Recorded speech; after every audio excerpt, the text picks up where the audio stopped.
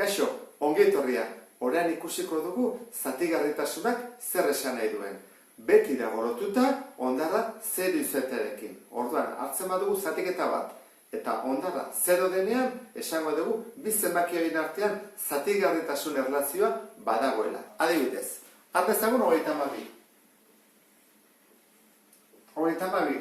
Eta egiten dugu 32 zati, adibidez, 6. 32 zati 6, bosna da, eta hondarra 2.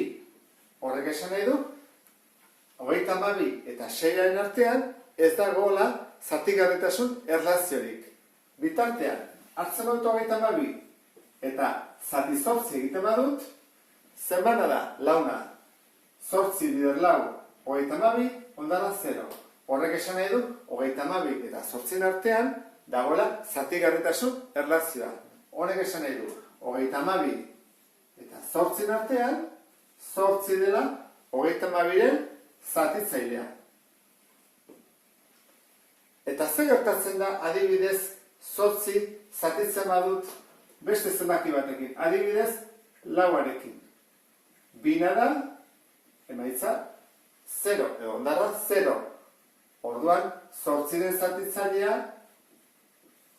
4 bada. Orduan, 4 baldin bada 8-ren zatitzailea, eta 8 baldin bada 32-ren zatitzailea, 32-ren zatitzailea izango alda. 32 zati 4, ateatzen badugu, emaitza 8 da. Beraz, zatitzailearen zatitzailea baita ere zatitzaile bat da. Sarrera honekin pentsatzen dut, ondo ulertu dezutela, beste bat arte, agur.